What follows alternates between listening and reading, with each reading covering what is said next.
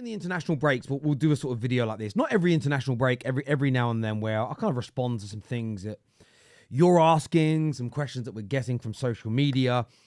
And there's a number of things that I wanted to kind of get off my chest and give my response to that have kind of come to light in the last few weeks. Some situations I've had, even with YouTube, that have fallen in my favor. So where to start? I want to start with you, the audience. And I always think back to that crazy, whenever I say the audience, yeah, there's such a funny scene in Ricky Gervais's Extras where this father and daughter, they do this duo at a party, and her dad gets angry because they mess the words up, and he says, you should never disappoint your public. But it was so cheesy, but cringy, but hilarious because it's Ricky Gervais. So whenever I say I want to talk to you, the audience, it always pops into my head. But I want to go through some of the questions you've been asking me or comments that you've made and give you direct feedback. I want to go through it. I want to give you my thoughts and give you my feelings on this now, plus a few other bits and pieces that you've all seen across and heard across social media. So the first one I wanted to talk about was this here. So Touchline Facts here came to us and said, mentality monsters for bottling a 2-0 lead to a relegation side that's inevitably winning the game. Imagine it was City, lol. But Terry, hey, claims he's nicer about City than he is about Arsenal. And I get a lot of comments like this. And they always strike me as very interesting. First of all, if you go back, I don't remember the date. I haven't done the research on the date. But there was a game that Man City won against Bournemouth where I want to say Raheem Sterling scored in like the 95th, 96th minute. I remember that so vividly. For one reason or another, talking about City after that game in my match reaction, talking about them on the Monday after in whatever our version of the top six was called then, about how good that Pep Guardiola team is and is going to be because of that mentality that even in games where you think, oh, they're going to drop points, oh, they're going to lose it, they've been the best side and they haven't got over the line, or they have a stinker by their standards and they still win. I've said it about City for many, many years. But what ends up happening is not everybody's watched you for the 3, 4, 5, 6, 7 years that you've been around, or they didn't watch that stream. And we get loads of that. Like just today, I'm recording this on the Saturday. Someone said, Terry, like, a lot of Arsenal videos this week. Well, of our last 20 uploads and live streams combined, Arsenal have only been the lead subject in 4 of them. That just tells me that, I mean, the irony is, I say that people hate Arsenal. A lot of people only turn up and comment on the videos about Arsenal. It's crazy, but no.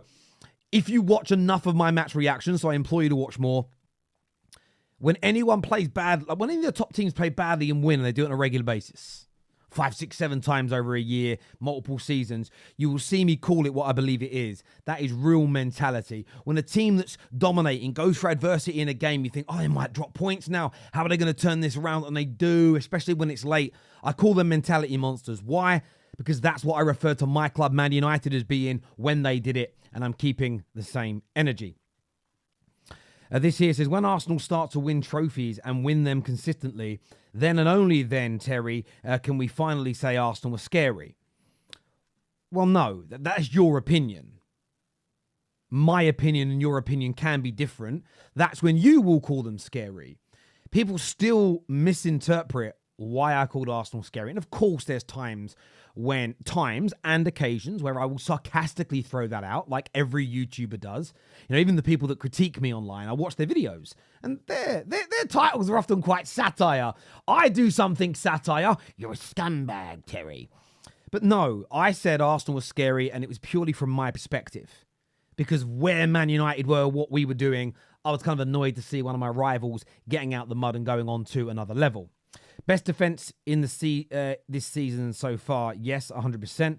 But also they undertake City and even Liverpool. Let's all calm down. They have been great bridesmaids, so let's see. Yeah, I mean, I've predicted City to win the league. So again, those comments, they're not for me. Forget that I've used the word scary. It's almost irrelevant when it comes to what I've said. Arsenal to me, City to me, Liverpool to me, Villa to me as a United fan with how bad we are. Scary watching them. It's worrying. I'm fearful. I'm frustrated. I'm jealous. 110%. That all remains. Thank you. Terry, fake drama with his panelists. No other platform does this. I'm unsubbing, bro.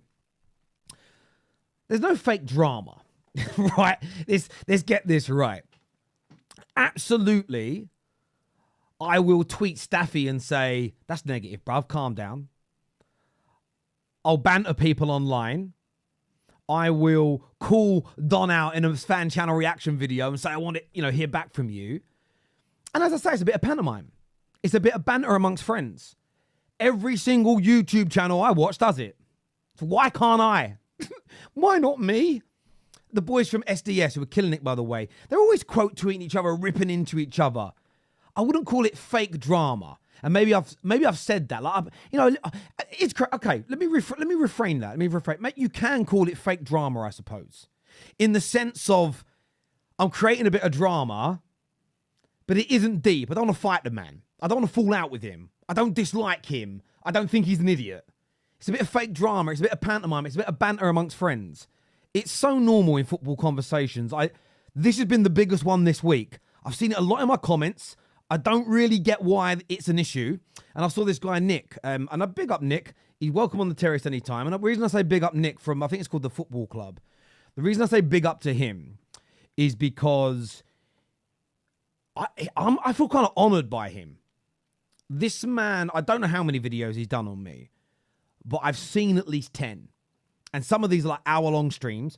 Plus, he has to have watched my content, which is sometimes 10 minutes, which is sometimes 2 hours.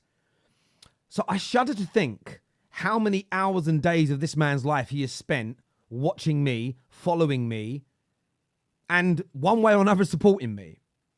And he critiques a lot of what I say and do, but I have a lot of time and respect for that, because for me to be that important to somebody else's life, and listen, trust me, when people are reviewing your content, you're important to them in one way, shape or form.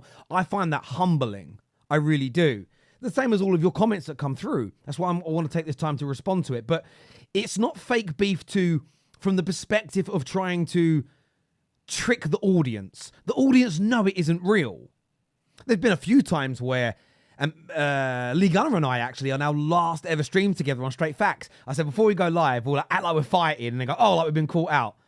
Now, if anybody feels like they've been cheated by me doing that, then I wholeheartedly apologize. But I don't think anybody has. Me quote tweeting Don, calling KJ short, me bantering Lawless when West Ham are losing.